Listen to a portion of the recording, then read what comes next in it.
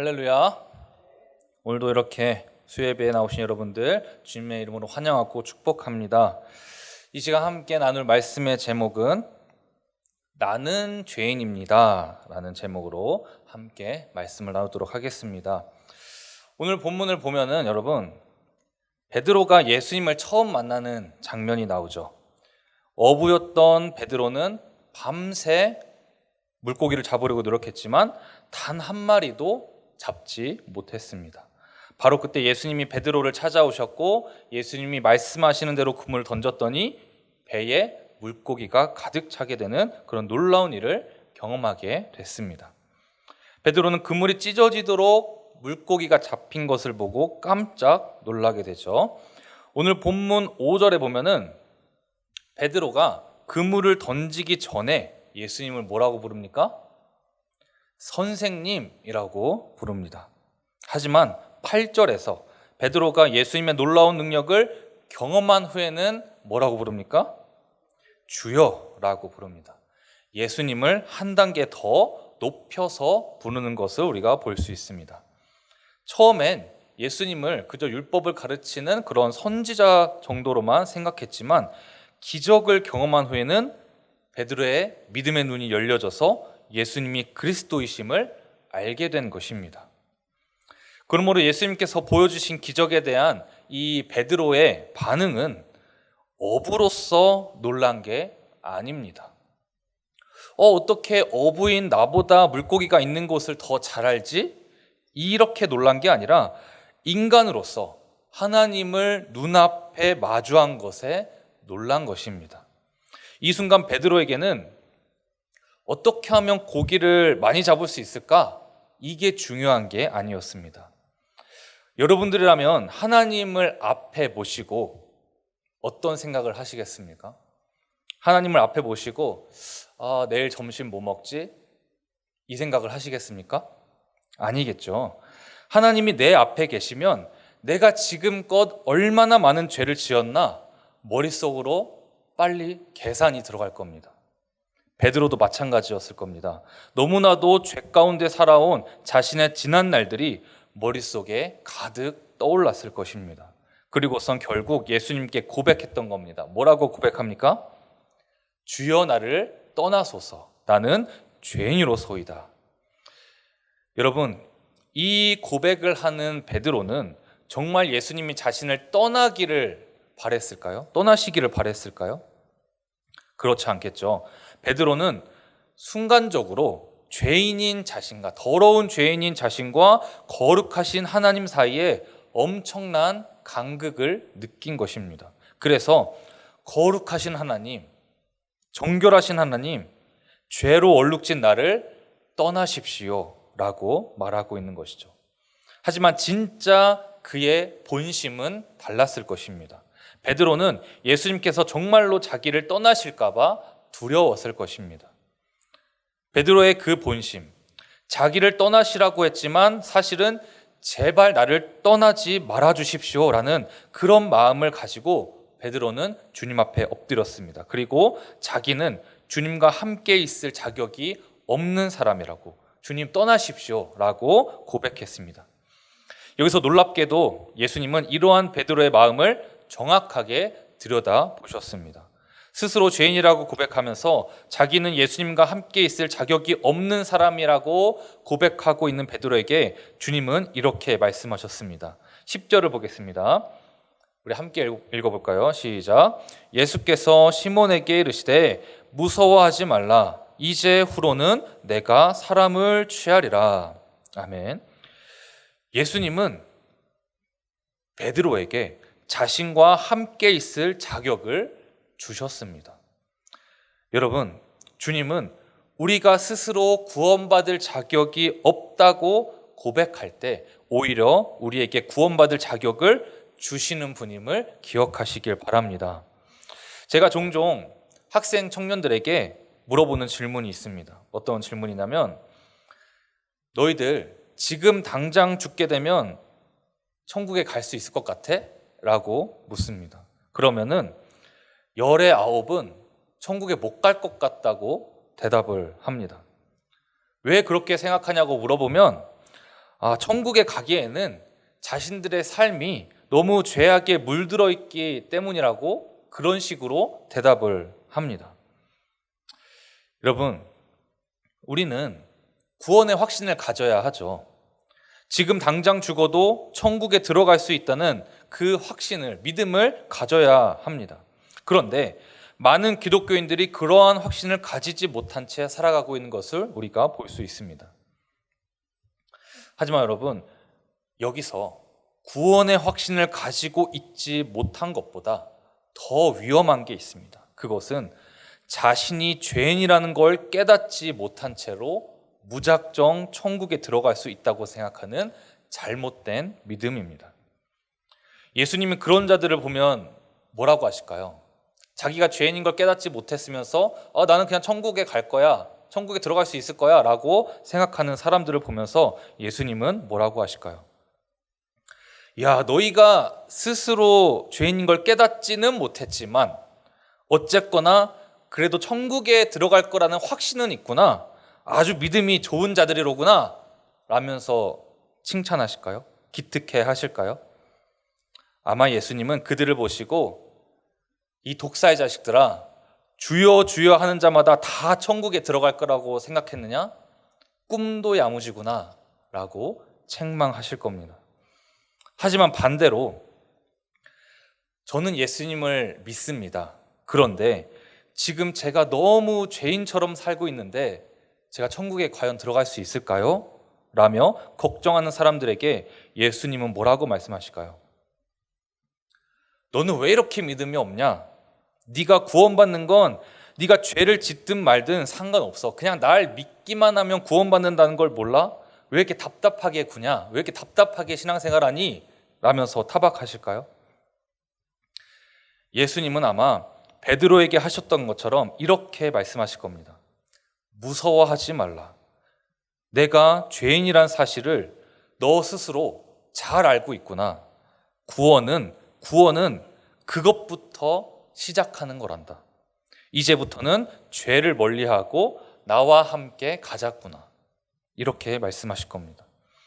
여러분, 오늘 본문을 보면 베드로가 스스로 죄인임을 고백했을 때 예수님은 베드로를 떠나가신 게 아니라 이제 내가 사람을 취하리라 라는 소명을 주셨습니다. 그리고 11절을 보면 그들이 모든 것을 버려두고 예수님을 따라 나섰다라고 말하고 있습니다.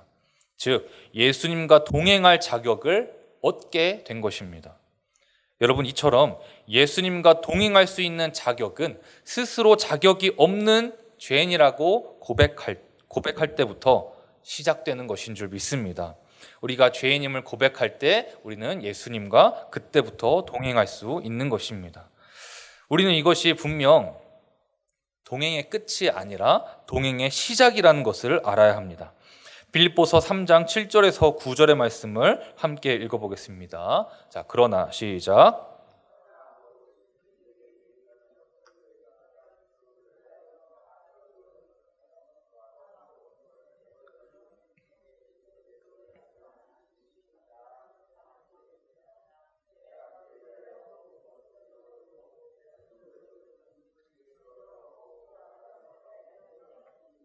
아멘. 이 빌립보서 말씀에 나오는 것처럼 예수 그리스도를 믿는 것에 있어서 나에게 해가 되는 것은 무엇입니까, 여러분? 나에게 유익하던 것들, 나한테 유익한 것들입니다.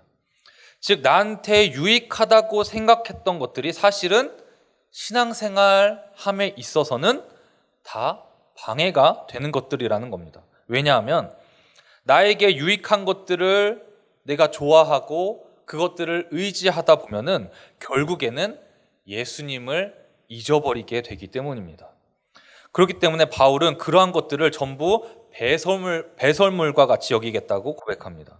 그렇다면 여기서 이렇게 한번 생각해 볼 수 있습니다.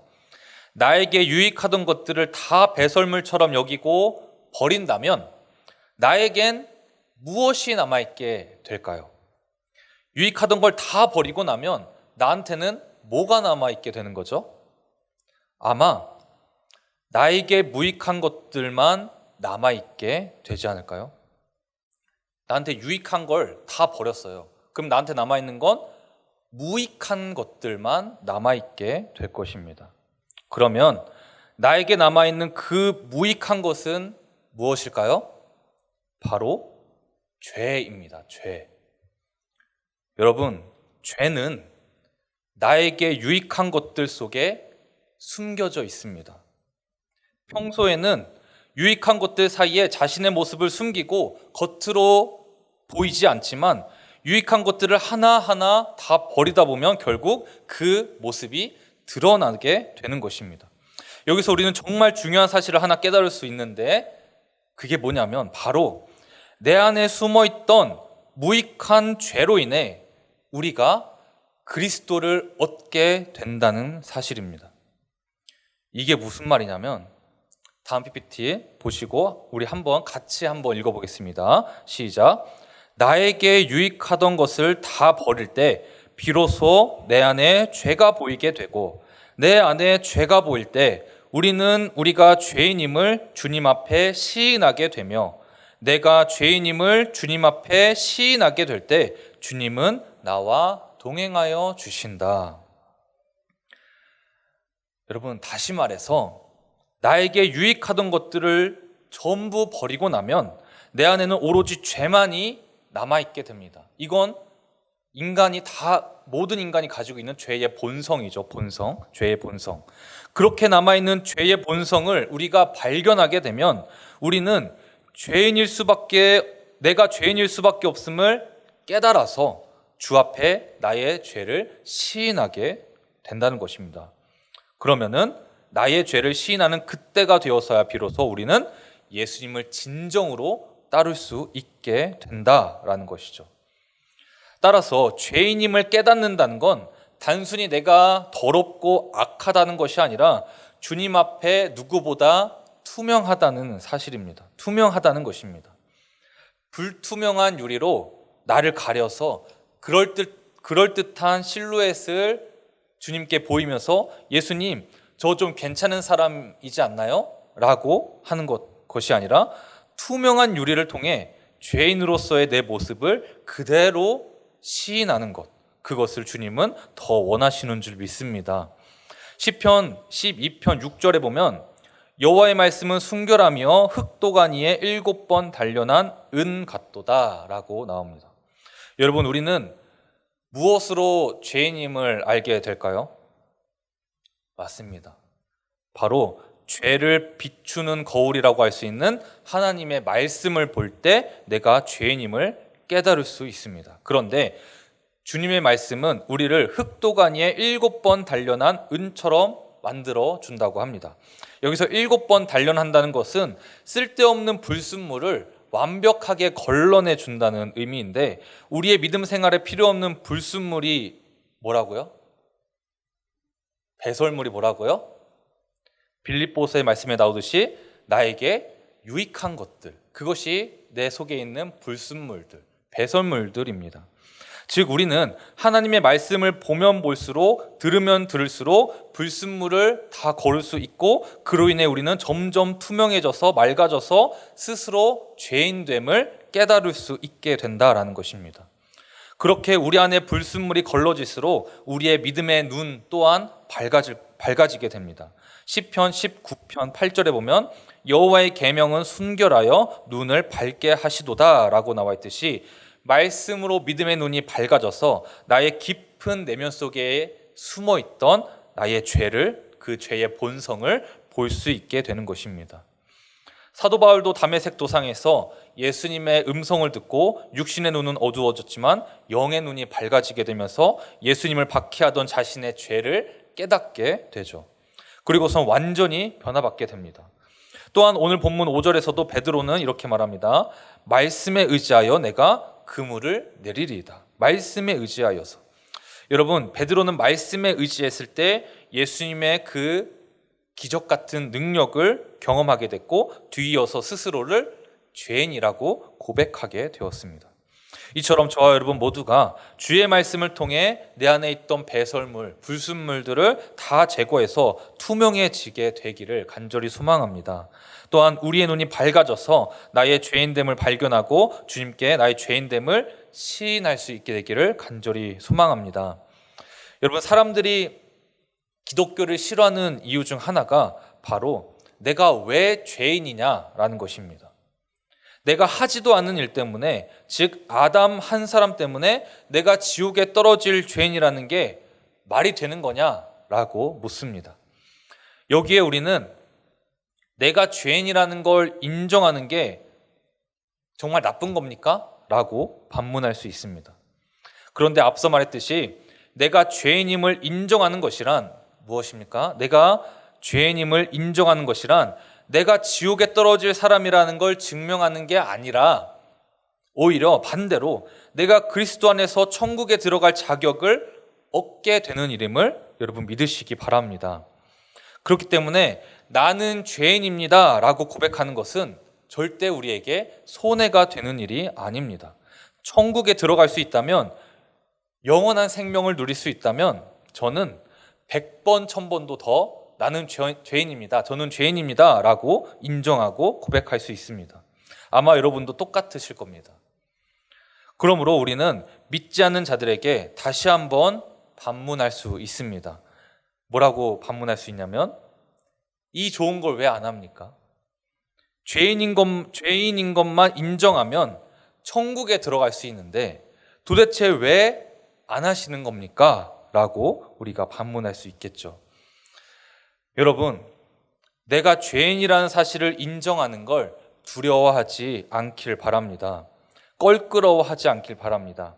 이것은 분명히 우리에게 좋은 일이고 기쁜 일입니다. 우리가 죄인인 게 좋다는 게 아니라 우리가 죄인이라는 사실을 인정하는 자세가 좋은 일이라는 것이죠. 왜냐하면 그로 인해, 우리가 죄인이라는 사실을 인정함으로 인해 우리가 그리스도를 얻게 되고 천국에 들어갈 자격을 얻게 되기 때문입니다. 이 사실을 잊지 않고 살아가는 저와 여러분 다 되실 수 있기를 소망합니다. 여러분, 여기까지 우리는 내가 죄인임을 인정하는 것에 대해서 말씀을 나눴습니다. 그런데 한 가지 놓치면 안 되는 중요한 것이 있습니다. 바로 내가 왜 죄인인지 정확히 알아야 한다는 것입니다. 우리가 왜 죄인인지 잘 모르면서 그냥 저는 죄인입니다 라고 기계적으로 고백하곤 합니다. 물론 이것이 잘못됐다라는 것은 아닙니다만 우리 마음속에 개운치 않은 무언가가 남아있게 되는 거죠. 교회 안에서든 교회 밖에서든 누군가가 우리가 왜 죄인이죠? 라고 묻는다면 우리는 보통 정해진 답을 말합니다. 뭐라고 대답하냐면 아담과 하와가 선악과를 따먹고 하나님께 불순종을 저지른 그 원죄라는 것이 있는데 그게 우리에게까지 유전되었기 때문에 우리도 죄인이 되는 거야 라고 우리가 대답을 하게 됩니다. 마치 외국인이 How are you? 라고 물으면 뭐라고 대답하시죠? I'm fine, thank you. And you? 라고 하는 그런 교과서적인 그런 답을 한 것과 다르지 않다라는 것이죠. 그냥 어려서부터 배운 대로 외우기만 했다라는 것입니다. 그렇다면 우리가 죄인인 것을 어떻게 이해하면 좋을까요? 죄인이란 어떤 사람을 말하는 걸까요? 먼저 우리는 죄인과 악인을 구분해야 할 필요가 있습니다. 우리가 죄악이라고 얘기하죠. 죄악을 우리가 하나의 단어로 쓰는 경우도 많고 분명히 비슷한 의미이기는 하지만 죄와 악, 이 두 개의 단어가 완전히 일치하는 것이라고는 우리가 말할 수 없습니다. 초대교회에서도 죄인과 악인, 이 두 단어를 쓸 때 용도를 구별해서 쓰고 있음을 우리가 볼 수 있습니다. 먼저 죄인은 아직까지 개선될 가능성이 있는 자들에게 주로 쓰였습니다. 예를 들어 앞서 말한 베드로의 고백에서처럼 죄인이라는 단어는 자기 고백적으로 많이 쓰였습니다. 사도 바울도 죄인 중에 내가 괴순이라 라고 고백하면서 죄인이라는 단어를 썼습니다.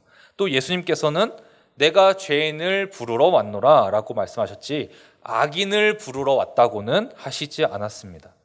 즉 죄인은 구원의 대상을 지칭하는 단어라는 뜻입니다.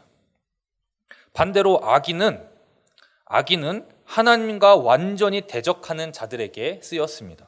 예를 들어 마태복음 13장 49절을 보면 세상 끝에도 이러하리라 천사들이 와서 의인 중에서 악인을 갈라내어 풀무불에 던져 넣으리니 거기서 울며 이를 갈리라 라고 예수님께서 말씀하셨습니다. 즉 악인은 마지막 날에 지옥에 떨어질 완전히 하나님과 대적하는 자들이라는 것입니다. 이렇게 죄인과 악인은 분명한 차이점을 가지고 있는데 문제는 많은 사람들이 이 둘을 동일하게 보는 경우가 많다는 것입니다. 그래서 우리 인간은 모두 죄인이다 라고 하는 말에 더 믿지 않는 자들이 반발하게 되는 것이죠. 자기들을 심판의 대상인 악인으로 본다고 오해하는 것입니다. 사실 우리 기독교가 말하고 있는 건 구원의 대상인 죄인이라는 것인데 말이죠. 이 차이점을 모른다는 겁니다. 이 차이점을 우리는 분명히 알고 넘어가야 합니다. 죄인과 악인은 그 성질이 분명히 다른 것입니다. 그러므로 우리는 모두 죄인이지만 악인은 아니게 되는 것입니다. 하지만 이 차이점을 믿지 않는 자들에게 알려줘도 분명히 마음을 열지 않을 겁니다. 이렇게 아마 말할 겁니다. 알겠습니다. 원래는 구원의 대상이라고 말씀하신 건데 저희가 심판의 대상이라고 잘못 받아들인 거군요. 오해했습니다. 그런데 저는 악인도 아니지만 당신들이 말하는 죄인도 아닙니다. 왜냐고요? 저는 충분히 착하게 살고 있거든요. 라고 이야기를 하는 거죠. 믿지 않는 자들이 스스로 생각하기를 나는 충분히 착하게 살고 있는데 왜 죄인이라고 하는 거지? 왜 구원의 대상이라고 하는 거지? 라고 묻는 겁니다.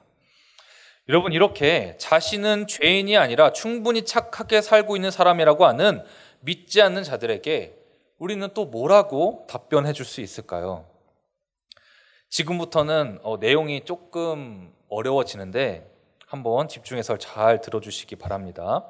자, 먼저 로마서 7장 9절에서 10절을 세번역 성경으로 한번 읽어보겠습니다. 전에는 시작.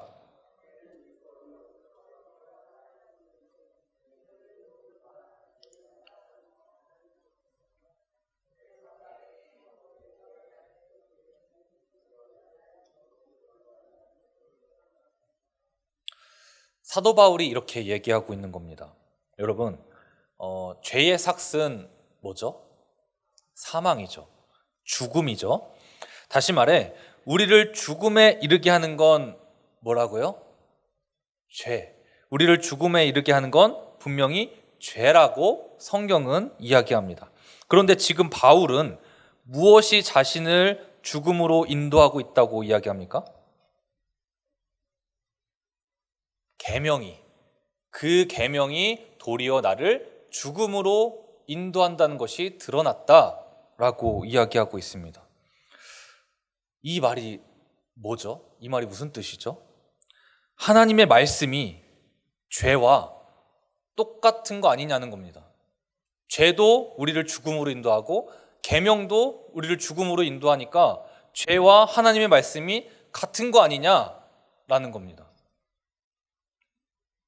이에 대해서 바울은 13절에서 자문자답의 형식으로 말하고 있는 것을 볼 수 있습니다. 먼저 뭐라고 이야기하냐면 그러니 그 선한 것이 하나님의 말씀이죠. 그 선한 것이 나에게 죽음을 안겨주었다는 말입니까? 정말로 하나님의 말씀을 지키는 게 죄가 되는 겁니까? 라고 묻는 겁니다. 바울은 대답하죠. 뭐라고 대답합니까? 그럴 수 없습니다. 절대로 하나님의 말씀과 죄를 똑같이 여길 수 없다는 겁니다. 그러면 도대체 왜 이런 현상이 일어나는 걸까요? 왜 하나님의 말씀이 우리를 죽음으로 인도하는 것처럼 보이는 그런 현상이 일어나는 걸까요? 13절 하반절에서 바울은 이렇게 이야기합니다. 죄가 그 선한 것을 방편으로 하여 나에게 죽음을 일으켰습니다. 여러분, 죄가 우리의 어디에 있다라고 말씀드렸죠? 우리 안에 있다고 말씀드렸죠. 우리 안에 깊은 내면 속에 유익한 것들을 다 버리고 나면 남아있는 것이 죄라고 했습니다. 우리 안에 깊은 곳에 죄가 있다고 말씀드렸습니다. 우리의 깊은 내면 속에 숨어있는 죄가 자기의 모습은 숨긴 채로 하나님의 선한 율법을 방편으로 삼아서, 즉 도구 삼아서 우리를 죽음으로 인도했다는 것입니다. 11절에서도 보면 이렇게 말합니다. 죄가 그 계명을 통하여 틈을 타서 나를 속이고 또 그 계명으로 나를 죽였습니다. 한마디로 말해서 죄가 우리를 속이기 위해 율법을 이용했다는 것입니다. 실제로는 자기가 우리를 죄인으로 만든 거면서 율법이 우리를 죄인으로 만든 것처럼 우리를 속였다는 것이죠. 여러분, 선한 율법이 우리를 죄인으로 만든 게 아닙니다. 죄가 우리를 죄인으로 만든 겁니다. 이 사실을 이 시간 깨달을 수 있기를 간절히 바랍니다. 다음으로 로마서 7장 14절 상반절을 보면 우리는 율법이 신령한 것인 줄 압니다 라고 말하고 있습니다. 맞습니다. 저나 여러분들이나 우리는 율법이 선하다는 사실을 잘 알고 있습니다. 그럼에도 불구하고 율법이 우리를 죽음으로 인도한다라고 착각하게 되는 이유가 뭘까요? 죄에게 속게 되는 이유가 뭘까요? 아이러니하게도 똑같이 율법이 선하다는 사실을 우리가 너무나 잘 알고 있기 때문입니다. 무슨 말이냐면, 예를 들어서 우리는 하나님의 말씀을 보고 율법을 보고 남의 것을 탐내는 것은 죄구나 라고 깨닫게 될 겁니다. 그런데 우리 안에 있는 죄의 본성이 우리의 깨달음을 역이용합니다. 탐심이 죄라는 것을 깨달은 인간에게 계속해서 탐심을 부추깁니다. 너 남의 것 탐해, 너 남의 것 욕심내, 이렇게 우리의 마음을 부추기는 거죠.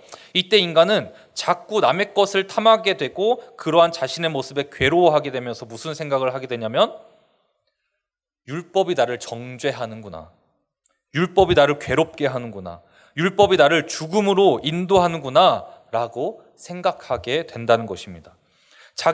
내가 자꾸 죄를 짓는 걸 율법 탓으로 돌리는 겁니다. 율법을 몰랐을 때는 이게 죄인 줄도 몰랐는데 율법이 자꾸 눈에 보이니까 율법이 나를 자꾸 죄인으로 몰아가는구나 라고 탓하게 되는 것이죠. 이게 바로 죄의 계략입니다. 그렇다면 우리는 왜 자꾸 죄의 계략에 속아 넘어가게 되는 걸까요? 14절 하반절 말씀을 보면 답이 나와 있습니다. 나는 육정의 메인 존재로서 죄 아래에 팔린 몸입니다. 우리는 육에 속한 존재로서 이미 죄 아래에 팔린 자들이기 때문에 늘 죄에게 속아 넘어가게 되는 것입니다. 바울은 이에 대해서 자신의 실제적인 경험으로 우리의 이해를 돕고 있는데, 먼저 15절 말씀을 보면 이렇게 바울이 이야기합니다. 우리 함께 읽어보겠습니다. 시작. 내가 행하는 것을 내가 알지 못하노니 곧 내가 원하는 것은 행하지 아니하고 도리어 미워하는 것을 행함이라. 다음으로 19절 말씀도 읽어보겠습니다. 시작. 내가 원하는 바 선은 행하지 아니하고 도리어 원하지 아니하는 바 악을 행하는도다. 방금 읽은 이 두 구절은 거의 같은 말을 반복적으로 하고 있는 것인데, 바울이 뭐라고 얘기하는 겁니까? 내 마음과 생각은 선을 행하길 원하는데 정작 행동으로는 악을 일삼고 있다는 것입니다. 우리의 마음과 행동이 각자 따로 놀고 있다는 것이죠.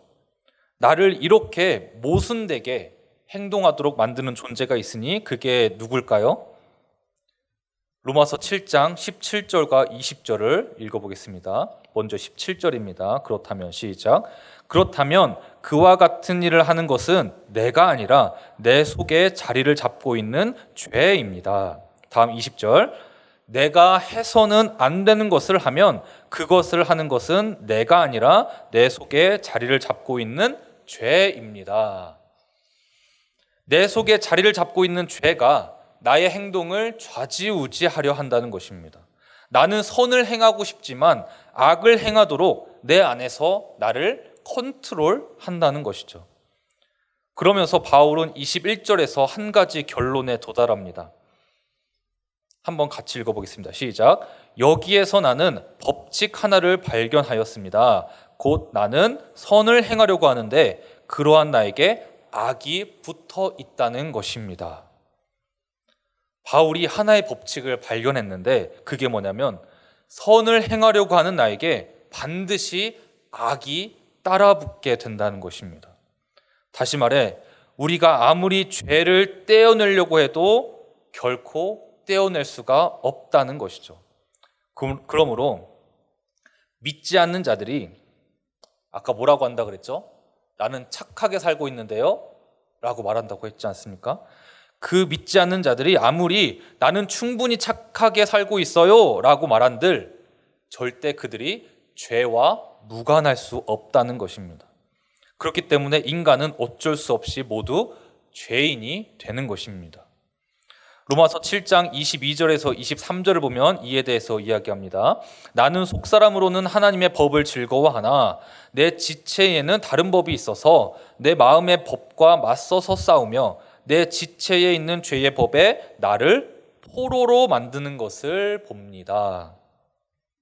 쉽게 말해서 내 마음이 아무리 하나님의 말씀대로 살아가고 싶어 해도 우리는 우리 속에 자리 잡은 죄 때문에 무력하게 아무런 저항도 하지 못하고 죄의 포로가 될 수밖에 없다는 것입니다.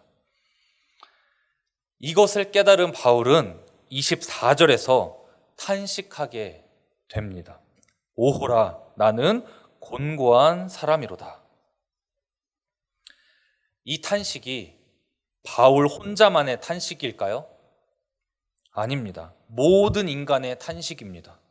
그리고 우리의 탄식이어야 합니다. 이 구절을 읽을 때 보통 곤고하다라는 것에 초점을 맞추곤 하지만 그것보다 그 곤고함을 겪고 있는 실체가 사람이라는 것에 집중할 필요가 있습니다. 사실 여기서 곤고한이라는 단어를 빼도 되는 겁니다. 곤고한이라는 단어를 빼면 어떻게 읽게 되죠? 오호라 나는 사람이로다. 나는 육신의 한계를 가진 사람이로다. 나는 죄의 포로가 될 수밖에 없는 연약한 사람이로다가 되는 겁니다. 여러분, 인간이라는 존재가 정말로 비참하지 않습니까? 우리의 능력으로는 죄의 문제를 해결할 수 없는 육신의 한계를 가지고 있는 것입니다. 그 비참함에 바울은 한 번 더 탄식하게 되는데 이 사망의 몸에서 누가 나를 건져내랴 라고 탄식을 합니다. 여러분, 누가 이런 우리를 건져냅니까? 우리 인간이라는 존재의 비참함을 누가 해결해 줍니까? 바울은 25절에서 고백합니다. 함께 읽어보겠습니다. 시작. 아닙니다. 자, 시작. 우리 주 예수 그리스도를 통하여 나를 건져주신 하나님께 감사를 드립니다.